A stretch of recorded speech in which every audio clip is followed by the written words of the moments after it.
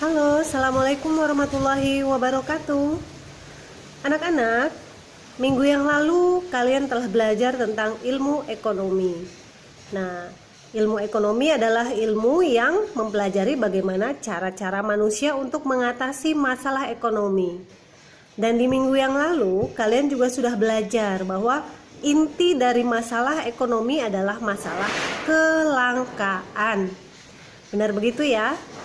Kelangkaan adalah keterbatasan barang dan jasa, sementara kebutuhan manusia itu tidak terbatas. Nah, hari ini saya akan menjelaskan faktor-faktor apa saja yang menyebabkan terjadinya kelangkaan. Karena kelangkaan itu pasti ada sebabnya ya. Tidak adanya barang itu pasti ada sebabnya. Nah, ada beberapa hal yang menyebabkan terjadinya kelangkaan atau keterbatasan barang dan jasa.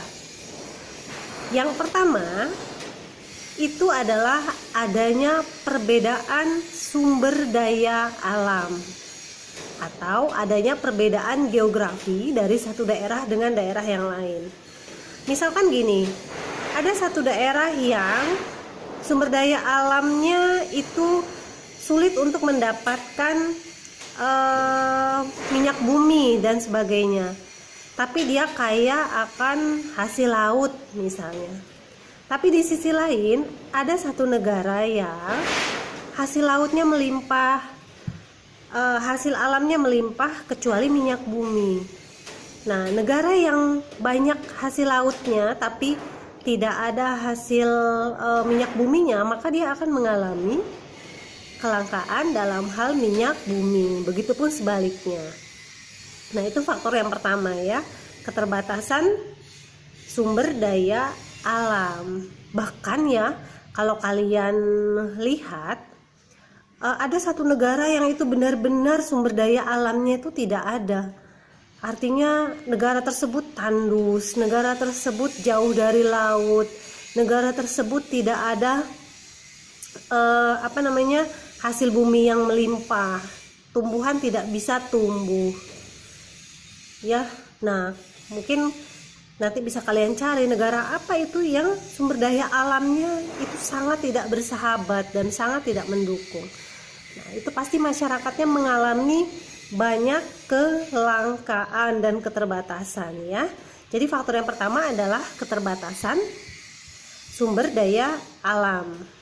Nah, faktor yang kedua yang menyebabkan kelangkaan adalah ketidakseimbangan jumlah penduduk.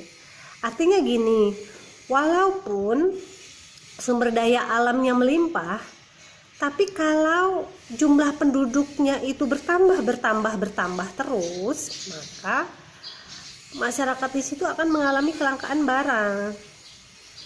Ya, tadinya punya tanah, punya sawah 1 hektar gitu ya. Awalnya dia tidak mengalami kelangkaan dalam pangan, tapi karena anaknya jumlahnya 12 atau 13 orang, maka tanah yang 1 hektar itu tidak cukup dibagi atau untuk menghidupi 13 orang. Apalagi misalnya 13 orang itu nanti berkembang lagi menjadi 50 orang atau 60 orang ya, karena menikah. Tanah itu akhirnya harus dibagi untuk menjadi tempat tinggal sekaligus untuk menjadi penyedia bahan pangan.